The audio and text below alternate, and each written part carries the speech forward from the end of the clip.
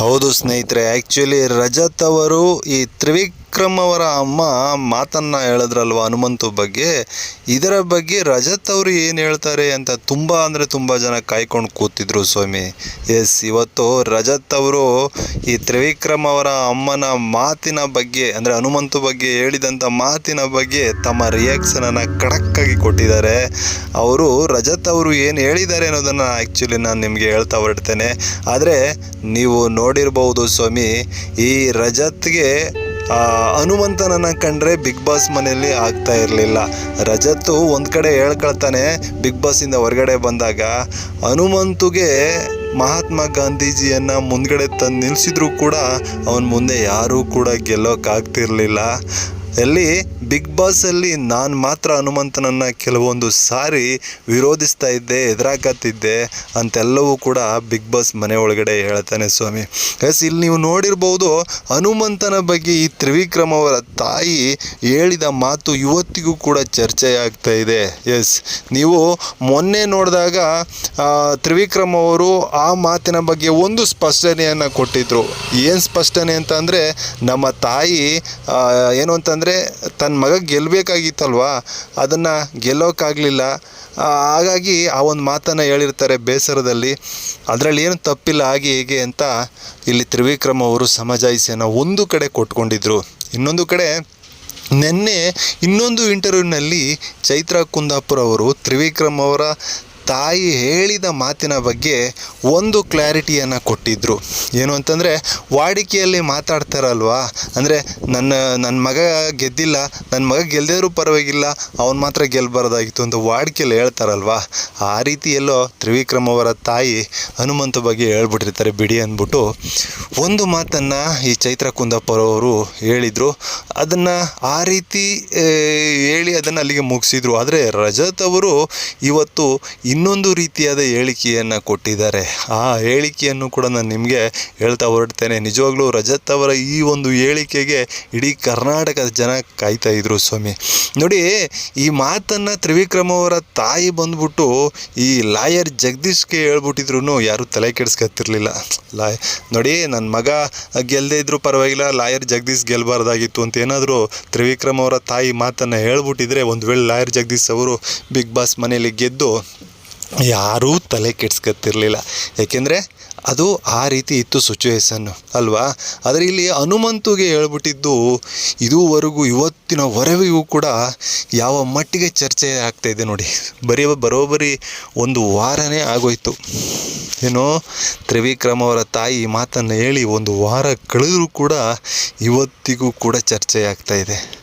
ಅಂದರೆ ಇಲ್ಲಿ ಯಾಕೆ ಬೇಜಾರಾಗ್ಬಿಡ್ತು ಅಂದರೆ, 5 ಕೋಟಿ ಜನ ಏನೋ ಒಂದು ಓಟನ್ನು ಹಾಕಿದ್ರು, ಅವ್ರಿಗೆ ಬೇಜಾರಾಗ್ಬಿಡ್ತು. ತ್ರಿವಿಕ್ರಮ್ ಅವರ ತಾಯಿ ಮಾತನ್ನು ಹೇಳಿದಾಗ 5 ಕೋಟಿ ಜನ ನಮಗೆ ಬೆಲೆನೇ ಇಲ್ವಾ, ನಾವು ಈ ಮಟ್ಟಿಗೆ ಯಾವಂದರೆ ಇದುವರೆಗೂ 11 ಸೀಸನ್ಗಳು ಬಿಗ್ ಬಾಸ್ ನಡೆದಿದೆ, ಯಾರಿಗೂ ಕೂಡ ಬೀಳದೇ ಇರತಕ್ಕಂಥ ಓಟ್ಗಳನ್ನು ನಾವು ಹಾಕಿದ್ದೀವಿ, ಗೆಲ್ಲಿಸಿದ್ದೀವಿ, ನಮಗೆ ಬೆಲೆನೇ ಬೇಡವಾ ತ್ರಿವಿಕ್ರಮ್ ಅವರ ತಾಯಿ ರೀತಿ ಹೇಳ್ಬಿಟ್ರಲ್ಲ. ಒಬ್ಬ ಹಳ್ಳಿಗಾಡಿನ ಮುಗ್ಧ ವ್ಯಕ್ತಿಗೆ ನಾವು ಅಂತ್ಯವನ್ನು ಗೆಲ್ಲಬೇಕು ಅಂತ ಗೆಲ್ಲಿಸಿದ್ದೀವಿ, ನಮಗೆ ಬೆಲೆನೇ ಇಲ್ವಾ ಅಂತ ತುಂಬ ಜನಕ್ಕೆ ಬೇಜಾರಾಯಿತು. ಇನ್ನೊಂದು ಕಡೆ ನಾವು ಅಂದರೆ ಈ ನಮ್ಮ ಕರ್ನಾಟಕ ಜನ ಏನು ಮಾಡ್ತಾರೆ, ಈ ರಾಜಕಾರಣಿಗಳನ್ನು ಈ ರೀತಿ ಗೆಲ್ಲಿಸಲ್ಲ. ರಾಜಕಾರಣಿಗಳನ್ನು ಈ ರೀತಿ ಏನಾದ್ರು ಗೆಲ್ಲಿಸ್ಬಿಟ್ಟಿದ್ರೆ, ಒಬ್ಬ ಒಳ್ಳೆ ವ್ಯಕ್ತಿಯನ್ನು ಗೆಲ್ಲಿಸ್ಬಿಟ್ಟಿದ್ರೆ ನಮ್ಮ ಕರ್ನಾಟಕ ಇವಾಗ ರಾಮರಾಜ್ಯ ಆಗ್ಬಿಟ್ಟಿರೋದು. ಆದರೆ ಇಲ್ಲಿ ಪ್ರಾಮಾಣಿಕವಾಗಿ ಓಟನ್ನು ಹಾಕಿ ಗೆಲ್ಲಿಸಿದ್ದಾರೆ. ನಿಜವಾಗ್ಲೂ ಇದೊಂದು ಅದ್ಭುತ ಅಂತ ಹೇಳ್ಬೋದು. ಈಗ ಅಂಥವ್ರಿಗೆಲ್ಲ ಸಿಕ್ಕಾಬಿಟ್ಟೆ ಬೇಜಾರಾಗ್ಬಿಡ್ತು. ಈ ಮಟ್ಟಿಗೆ ನಾವು ಒಬ್ಬ ಪ್ರಾಮಾಣಿಕನನ್ನು ಗೆಲ್ಲಿಸಿದ್ದೀವಿ, ಯಾವುದೇ ತಕರಾರುಗಳು ಇಲ್ಲದೆ ಇರ್ತಕ್ಕಂಥ ಒಬ್ಬ ವ್ಯಕ್ತಿಯನ್ನು ಗೆಲ್ಲಿಸಿದ್ದೀವಿ, ಯಾವುದೇ ರಾದ್ಧಾಂತಗಳಾಗಿರ್ಬೋದು, ಈ ರೀತಿ ಏನೂ ಇಲ್ಲದೆ ಇರ್ತಕ್ಕಂಥ ಒಬ್ಬ ವ್ಯಕ್ತಿಯನ್ನು ನಾವು ಗೆಲ್ಲಿಸಿದ್ದೀವಿ, ಬೆಲೆನೇ ಇಲ್ವ ನಮಗೆ ಅನ್ನುವಂತೆ ಜನ ಬೇಜಾರು ಮಾಡ್ಕೊಬಿಟ್ರು. ಎಸ್, ಇವಾಗ ನಮ್ಮ ರಜತ್ ಅವರು ಹನುಮಂತು ಅವರ ಬಗ್ಗೆ ಈ ತ್ರಿವಿಕ್ರಮ್ ಅವರ ತಾಯಿ ಏನು ಹೇಳಿದ್ರೋ ಅದರ ಬಗ್ಗೆ ಒಂದು ರಿಯಾಕ್ಷನನ್ನು ಕೊಟ್ಟಿದ್ದಾರೆ. ನೀವು ಇವಾಗಲೂ ಕೂಡ ರಜತ್ ಅವರ ಇಂಟರ್ವ್ಯೂಗಳಲ್ಲಿ ನೋಡ್ಬೋದು. ನಮ್ಮ ಸ್ನೇಹಿತರ ಚಾನಲಲ್ಲೇ ಆ ಒಂದು ವಿಡಿಯೋವನ್ನು ಹಾಕಿದ್ದಾರೆ. ರಜತ್ ಅವರ ಇಂಟರ್ವ್ಯೂ ಅಂದ್ಬಿಟ್ಟು ಸರ್ಚ್ ಮಾಡಿದ್ರೆ ಯೂಟ್ಯೂಬಲ್ಲಿ ನಿಮಗೆ ಆ ಒಂದು ವಿಡಿಯೋ ಸಿಗುತ್ತೆ.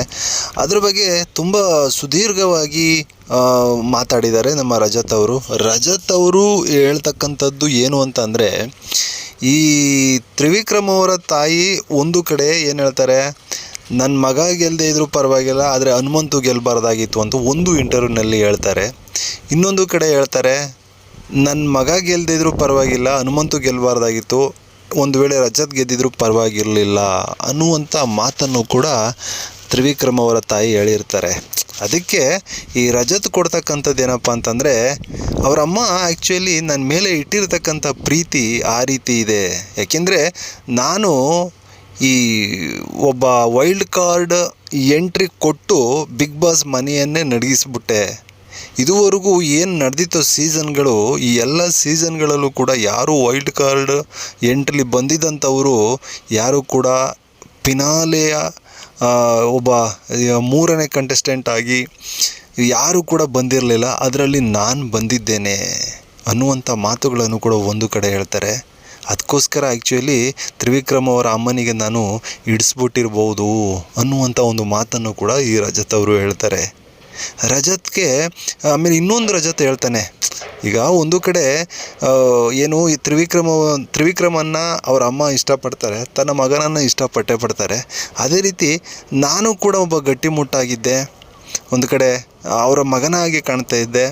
ಅದಕ್ಕೋಸ್ಕರ ನನ್ನ ಆಟ ಮತ್ತು ನನ್ನ ಒಂದು ವ್ಯಕ್ತಿತ್ವನ ನೋಡಿ ಅವರಮ್ಮ ಇಷ್ಟಪಟ್ಟಿರ್ಬೋದು ಅನ್ನುವಂಥದ್ದನ್ನು ಕೂಡ ಇನ್ನೊಂದು ಕಡೆ ಮೆನ್ಷನ್ ಮಾಡ್ತಾರೆ. ಆಮೇಲೆ ಇನ್ನೊಂದು ಮಾತನ್ನು ಇಂಪಾರ್ಟೆಂಟಾಗಿ ಹೇಳ್ತಾರೆ, ಏನು ತ್ರಿವಿಕ್ರಮ್ ಅವರ ಅಮ್ಮ ನನ್ನ ಮಗ ಗೆಲ್ಲದಿದ್ರೂ ಪರವಾಗಿಲ್ಲ, ರಜತ್ತು ಗೆಲ್ಲಬೇಕಾಗಿತ್ತು ಅಂತ ಹೇಳಿದ್ರು, ಅದರಲ್ಲಿ ತಪ್ಪೇನಿಲ್ಲ. ಹನುಮಂತನು ಅದೇ ರೀತಿ ಒಂದು ಒಳ್ಳೆಯ ವ್ಯಕ್ತಿತ್ವವನ್ನು ಪಡ್ಕೊಂಡಿದ್ದಾನೆ, ಅವನಿಗೂ ಗೆಲ್ಲುವಂಥ ಅರ್ಹತೆ ಇತ್ತು, ಗೆದ್ದಿದ್ದಾನೆ. ಈ ತ್ರಿವಿಕ್ರಮ್ ಅವರ ಅಮ್ಮ ಹೇಳಿದ ಮಾತನ್ನು ಆ ಕಡೆ ಈ ಕಡೆ ತಿರುಗಿಸಿ, ಅದನ್ನು ಯಾವುದ್ಯಾವುದೋ ರೀತಿ ತಿರುಗಿಸಿ ಅದನ್ನು ಮತ್ತೆಲ್ಲಿಗೋ ತೆಗೆದುಕೊಂಡು ಹೋಗೋದು ಸರಿಯಲ್ಲ ಅನ್ನುವಂಥ ಮಾತನ್ನು ಕೂಡ ಇದೇ ರಜತ್ ಹೇಳ್ತಾನೆ. ಎಸ್, ಆಮೇಲೆ ಈತ ಏನು ಅಂತಂದರೆ, ತಾನು ಗೆಲ್ಲಬೇಕಾಗಿತ್ತು ಅನ್ನೋದು ತುಂಬ ಜನ ನಾನು ಹೊರಗಡೆ ಹೋದಾಗಲೂ ಕೂಡ ಹೇಳ್ತಾಯಿದ್ರು. ಸುದೀಪ್ ಅವರ ಕೈಯಲ್ಲಿ 2 ಕೈ ಇರಬೇಕಾಗಿತ್ತು, ಅದರಲ್ಲಿ ಒಂದು ಕೈ ರಜತ್ ಅವರ ಕೈ, ಇನ್ನೊಂದು ಕೈ ಬಂದ್ಬಿಟ್ಟು ತ್ರಿವಿಕ್ರಮ್ ಅವರ ಕೈ ಇರಬೇಕಾಗಿತ್ತು ಅಂತ ತುಂಬ ಜನ ಹೊರಗಡೆ ಹೇಳ್ತಾಯಿದ್ರು. ಅದನ್ನು ಅವರ ಅಮ್ಮನೂ ಕೂಡ ಹೇಳಿದ್ದಾರೆ. ಅದನ್ನು ಯಾವುದ್ಯಾವುದೋ ರೀತಿ ತಿರುಗಿಸಿ ಏನೇನೋ ಮಾಡೋಕ್ಕೆ ಹೋಗಬೇಡಿ ಅನ್ನುವಂಥ ಒಂದು ಸ್ಪಷ್ಟನೆಯನ್ನು ನಮ್ಮ ರಜತ್ ಅವರು ಕೊಟ್ಟಿದ್ದಾರೆ. ಎಸ್, ಇಲ್ಲಿ ತ್ರಿವಿಕ್ರಮ್ ಅವರ ಅಮ್ಮ ಬಾಯಿ ತಪ್ಪಿ ಅಂದ್ಬಿಟ್ರೋ ಅಥವಾ ವಾಡಿಕೆಯಲ್ಲಿ ಅಂದ್ಬಿಟ್ರೋ ಅಥವಾ ಅವರ ಮಗನ ಮೇಲೆ ಇರ್ತಕ್ಕಂಥ ಪ್ರೀತಿಲಿ ಅಂದ್ಬಿಟ್ರೋ ಗೊತ್ತಿಲ್ಲ. ಆದರೆ ಬಿಗ್ ಬಾಸ್ ಒಳಗಡೆ ಹೋದಾಗ ಹನುಮಂತನನ್ನು ಕೂಡ ಅದೇ ರೀತಿ ಪ್ರೀತಿಯಿಂದ ನೋಡ್ಕೊಂಡಿದ್ರು. ಹನುಮಂತನ ತಾಯಿ ಯಾವ ರೀತಿ ಪ್ರೀತಿಯಿಂದ ಮಾತಾಡಿಸಿದ್ರು, ಅದೇ ರೀತಿ ತ್ರಿವಿಕ್ರಮ್ ಅವರ ತಾಯಿನೂ ಕೂಡ ಹನುಮಂತನನ್ನು ಪ್ರೀತಿಯಿಂದ ಮಾತಾಡಿಸಿದ್ರು. ಮಕ್ಕಳು ಅಂದರೆ ನನ್ನ ಪ್ರಕಾರ ಎಲ್ಲರೂ ಒಂದೇ ಥರ ಇರ್ತಾರೆ. ಆದರೆ ಇಲ್ಲಿ ಏನೋ ಮಿಸ್ಟೇಕಾಗಿ ಅಂದಿರೋದ್ರಿಂದ ಅಥವಾ ವಾಡಿಕೆಯಲ್ಲಿ ಅಂದಿರೋದ್ರಿಂದ ಅದನ್ನು ಯಾವುದೋ ರೀತಿ ನಾವು ಕೂಡ ತಿರುಗಿಸಿ ಮುರುಗಿಸಿ ಮತ್ತೇನೋ ಕಾಂಟ್ರವರ್ಸಿ ಮಾಡಿ ಅವರ ಬದುಕಿಗೆ ಕೆಟ್ಟದಾಗೋ ರೀತಿ ನಾವು ಕೂಡ ನಡ್ಕೊಳ್ಳೋದು ಬೇಡ. ಅದು ಆ್ಯಕ್ಚುಲಿ ಸದ್ಯಕ್ಕೆ ಅದರ ಬಗ್ಗೆ ಅವರ ತಾಯಿಯವರನ್ನು ಕೇಳಿದ್ರೆ ಗೊತ್ತಾಗುತ್ತೆ, ಅಥವಾ ಹನುಮಂತವರನ್ನು ಕೇಳಿದ್ರೆ ಗೊತ್ತಾಗುತ್ತೆ.